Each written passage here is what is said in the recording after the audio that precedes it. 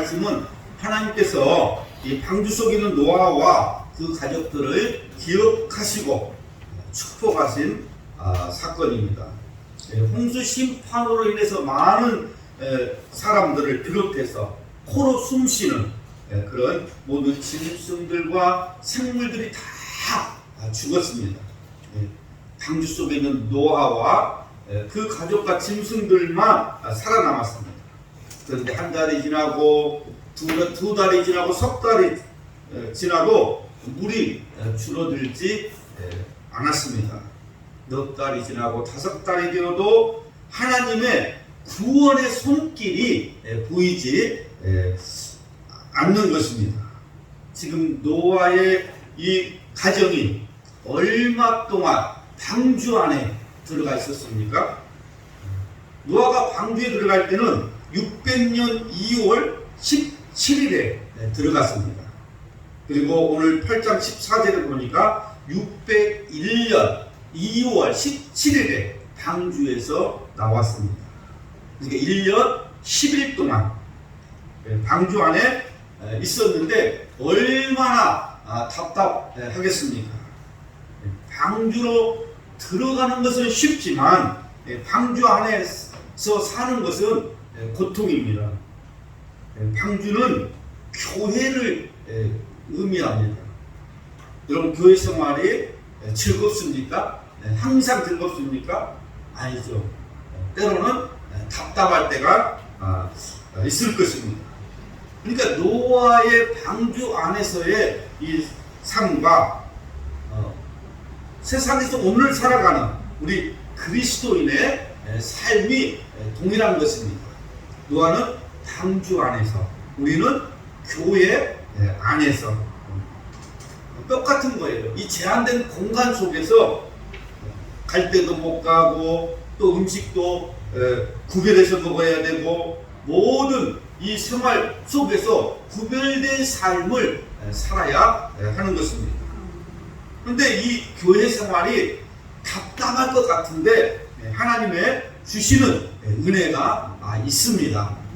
하나님의 위로가 있고 하나님의 주시는 기쁨이 있습니다. 그래서 교회가 천국인 것입니다. 하나님의 은혜가 있기 때문에 교회가 천국입니다. 그러니 답답하더라도 조금만 참으십시오. 앞으로 좋은 날이 올 것입니다. 하나님께서는 노아를 결코 잊은 적이 없습니다. 하나님께서 정하신 때에 구원의 손길을 펴셨습니다. 하나님은 노아와 그 가족들을 기억하셨기에 바람을 불게 하셔서 물을 빼기 시작합니다.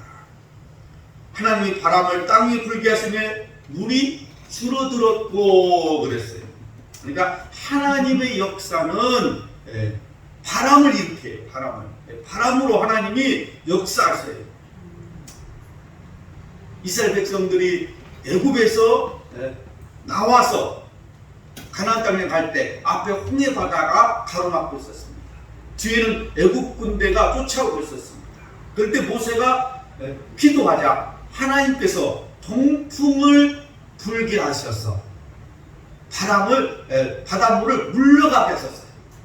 그래서 이스라엘 백성들이 마른 땅처럼 건넜다고 했습니다. 바람으로 하나님이 역사를 하셨어요. 이스라엘 백성들이 이제 광야로 들어가서 생활할 때 마실 물이 없었습니다. 그때 하나님은 마라의 쓴물을 단물에 되게 하시고 엘림에서 이스라엘 백성들을 쉬게 하셨습니다. 그리고 이제 신광야에 이르게 됐는데 이스라엘 백성들이 또 원망을 합니다. 우리로 하여금 고기를 먹게 하라. 우리가 애굽에 있을 때는 값없이 매와 참외와 부추와 마늘을 먹었거늘 애굽의 고깃가마 옆에 있을 때가 좋았도다. 이렇게 원망을 쏟아냅니다. 그런데 여러분 자세히 생각해 보세요. 이스라엘 백성들이 값없이 생선과 오이와 뭐 참외와 부추와 파와 마늘을 먹었다고 그랬는데 여러분 그들이 값없이 먹었습니까? 죽도록 일을 하고 학대를 당하고 또 바로가 게으르다 하면서 이제는 집도 주지 말아라. 너희들이 알아서 벽돌을 굽되 그 수요는 똑같이 하라. 매를 맞으며 그들이 일을 했습니다. 그 결과 어쩌다 한번 우리나라로 한 설 명절이나 추석 명절에 한번 고기를 줬는데 값없이 우리가 고기를 먹었다. 그러니까 이 사람이요 하나님을 이렇게 하나님의 은혜로 그들이 하나님 더 이상 우리는 못 살겠습니다. 그들의 부르짖음이 하늘에 상달된지라 하나님의 그들의 고통 소리를 들으시고 그들을 애굽에서 건져주셨는데 하나님 은혜는 생각하지 않고 우리가 애굽에 있을 때가 좋았다. 값없이 우리가 고기를 먹었다. 그래서 하나님께서 그들의 원망하는 소리를 듣고 내가 고기를 주겠다. 너희 코에서 냄새가 나도록 고기를 주겠다. 그래서 바람이 하나님께로 나와서 바다에서 메추라기 떼를 이스라엘 진영으로 쌓이게 했습니다. 그것이 2규빗이다. 그러니까 한 규빗이 45cm니까 90cm가 쌓이게 했습니다. 한 달 동안 내가 먹게 해주겠다. 너희들 코에서 냄새가 나도록 먹게 해주겠다. 그리고 원망 불평하던 이 사람들을 하나님이 다 치셨습니다. 그러니까 원망은 재앙을 가져온다는 것을 우리가 알아야 됩니다. 원망은 재앙을 가져오고 감사는 축복을 불러드립니다. 할렐루야. 그러니까 하나님이 바람으로 역사하셨어요. 바람으로. 또 50절 마가의 다락방에서 성령의 바람이 부니까 거기 있는 사람들이 성령의 능력을 받아서 하나님의 일을 감당하기 시작합니다. 그러니까 이게 하나님은 바람으로 역사하세요. 바람이 불어야 성령의 바람이 불어야 돼요. 여러분 사업도요 바람이 불어야 돼요. 너무 앞서가면 사업도 안 돼요. 그렇죠? 올해는 뭐가 유행할 것인가? 이 바람이 불어야 사업이 되는 거예요. 선거도 그러잖아요. 선거도 바람이 불어야 이기는 거예요. 바람이 불어요. 우리 가정에도 바람이 불어야 됩니다. 성령의 바람이 불어야 구원의 역사가 일어납니다. 바람이 불어야 돼요. 교회도 바람이 불어야 돼요. 전도의 바람이 불어야 됩니다. 기도의 바람이 불어야 돼요. 부흥의 바람이 불어야 돼요. 그래야 바람이 불어야 교회도 부흥이 되는 거예요. 하나님이 바람 한 번만 불어주시면 모든 축복의 문이 열릴 줄로 믿습니다.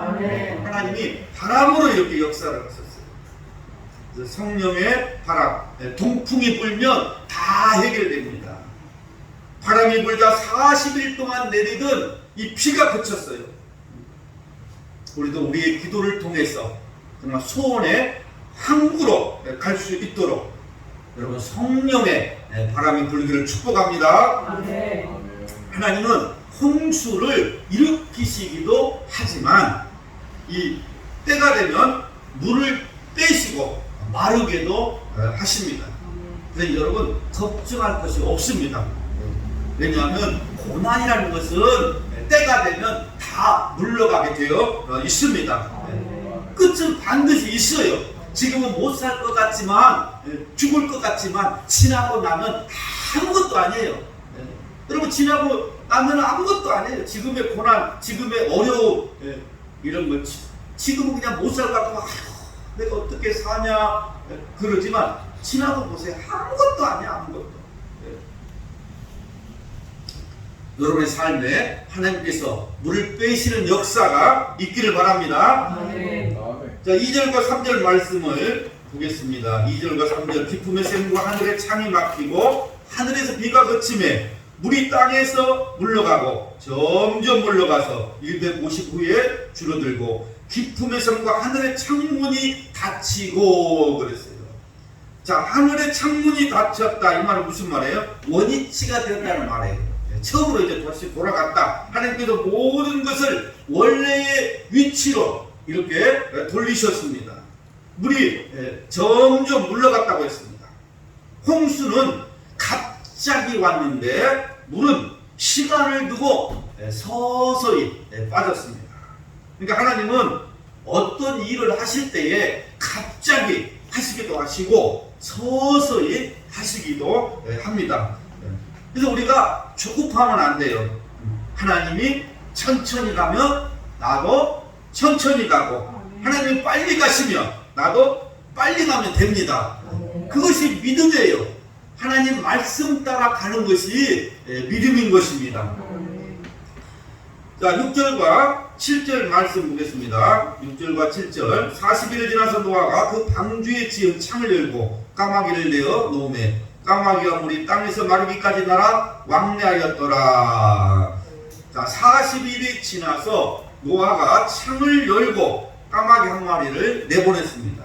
그러나 까마귀는 돌아오지를 않았어요. 이리저리 돌아다녔어요. 이 까마귀는 썩은 고기를 먹어요. 썩은 고기를 먹기 때문에 그것을 먹느라고 방주로 돌아오지 않았습니다. 지금 많은 사람들이 코로나로 인해서 교회를 떠났습니다. 이제 돌아와야 될 거 아니에요. 주일이 되면 돌아와야 되잖아요. 그런데 안 돌아와요. 왜 안 돌아와요? 세상의 것 먹느라고. 주일이 지금 됐는데도 돌아오지 않는 것입니다. 여러분, 돌아와야 돼요. 까마귀가 지금 이 세상의 것, 썩은 고기 먹느라고 안 돌아온 거예요. 자, 8절과 9절을 보겠습니다. 그가 또 비둘기를 내어 놓아 지면에 물이 줄어들었는지 알고자 하매 온 지면에 물이 있으므로 비둘기가 발 붙일 곳을 찾지 못하고 방주로 돌아와 그에게로 오는지라. 그가 손을 내밀어 방주 속 자기로 받아들이고. 자, 까마귀가 돌아오지 않자 이번에는 비둘기 한 마리를 내어보냈습니다. 그러나 비둘기는 돌아다니다가 앉을 곳이 없어서 다시 방주로 돌아왔습니다.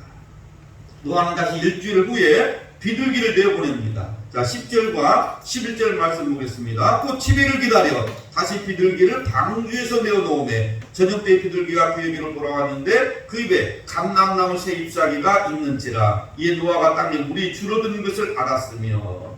자, 놀랍게도 비둘기는 감람나무 잎사귀를 물고 돌아왔습니다. 자, 물이 빠지기 시작한 것이죠. 그래도 노아는 문 밖으로, 방주 밖으로 나가지 않았습니다. 자, 그런데 물은 빠지고 있었어요. 노아는 일주일 후에 다시 비둘기를 내보냅니다. 12절. 또 7일을 기다려 비둘기를 내어놓으매 다시는 그에게로 돌아오지 아니하였더라. 자, 노아가 비둘기를 3번을 지금 내보냈죠. 그런데 며칠 만에 내보냈습니까? 비둘기를 내보낼 때 7일, 7일, 7일. 이렇게 7일씩. 7일, 7일, 7일. 자, 7일은 한 주간이죠, 지금. 자, 노아는 방주 안에서 주일을 지키며 살았습니다. 하나님을 예배하면서 7일, 7일, 7일. 그러니까 우리가 아무리 답답하고 힘들어도 주일을 지키며 살아야 된다. 주일을 지키고 하나님을 섬기는 것이 우리의 본분입니다. 그래서 우리가 주일 중심으로 살아야 돼요. 또 하나 방주 안에서도 이렇게 예배를 드렸답니다. 자, 비둘기를 내어놓으면 다시는 그에게로 돌아오지 아니하였더라 그랬어요. 자, 비둘기가 돌아오지 않는 이유는 이제 물이 다 말랐다 이 말이에요. 물이 말라서 갈 곳이 많았기 때문에 돌아오지 않은 것입니다. 근데 노아는 다시 돌아오지 않는 이 비둘기를 보면서도 방주에서 나가지 않고 계속 기다렸습니다. 그는 조급하게 행동하지 않았습니다. 그냥 방주 안에 가만히 지금 있었어요. 신앙이라는 것은 기다림이에요. 기다림. 여러분 기도하는 대로 즉시 응답되면 얼마나 좋겠어요. 그냥 그렇지 않을 때도 많습니다. 이 신앙생활은 현실이에요. 예수 믿는 사람이나 믿지 않는 사람이나 동일하게 고난이 있습니다. 그냥 예수 믿는 사람의 고난에는 하나님이 함께 하십니다. 이것이 달라요. 이것이. 우리에게는 하나님이 계셔요. 하나님의 약속이 있습니다. 또 우리에게는 믿음이 있습니다. 기도가 있습니다. 구원은 은혜이지만 이 삶은 믿음으로 이루어지는 거예요. 13절 말씀 601년 정월 곧 그달 1일에 지면의 물이 거친지라 노아가 방주 뚜껑을 제치고 본즉 지면의 물이 거쳤더니 자, 해가 바뀌었죠. 물이 이제 거쳤을 때에야 비로소 노아는 방주의 뚜껑을 열고 확인을 했습니다. 그렇지만 여전히 노아는 지금 방주 안에 있었습니다. 왜 노아가 지금 계속해서 방주 안에 있을까요? 그 나오면 되잖아요. 이제 하나님이 아무런 말씀을 하지 않았기 때문입니다. 하나님이 나가라고 하지 않았기 때문에 물이 지금 말랐는데도 방주 안에 있었던 거예요. 그러니까 우리가 생각하기에는 방주 밖으로 나와도 될 텐데 노아는 움직이지 않았습니다. 여러분 범사에 하나님의 때가 있습니다. 들어가고 나오고 우리의 마음대로 하지 말고 하나님의 때를 기다려야 돼요. 아멘. 기다리는 것이 힘들고 답답하지만 기다려야 되는 것입니다. 믿음의 마지막 단계는 기다림이에요. 노아는 두렵고 떨리는 마음으로 하나님의 말씀에 순종하는 삶을 살았습니다. 이것이 노아가 우리에게 보여준 믿음입니다. 하나님이 들어가라 그러면 방주로 들어가고 하나님이 나와라 그러면 방주에서 나오고 노아는 자기 마음대로 움직이지 않았어요. 하나님이 들어가라 그러면 들어가고 나와라 그러면 나오고. 우리 믿음은 어떻습니까? 하나님은 노아의 믿음이 우리의 믿음이 되기를 원하십니다. 여러분 노아처럼 하나님 말씀에 순종하고 하나님이 가라 그러면 가고 하나님이 서라 그러면 서고 하나님이 들어가라 그러면 들어가고 하나님이 나오라 그러면 나오고 아무리 우리가 답답하지만 내 생각대로 하지 말고 하나님의 말씀대로 우리가 살아가다 보면은 좋은 일이 있을 줄로 믿습니다. 하나님의 말씀에 순종함으로 이 땅에서 하나님의 큰 축복을 받으시기를 주의 이름으로 축복합니다.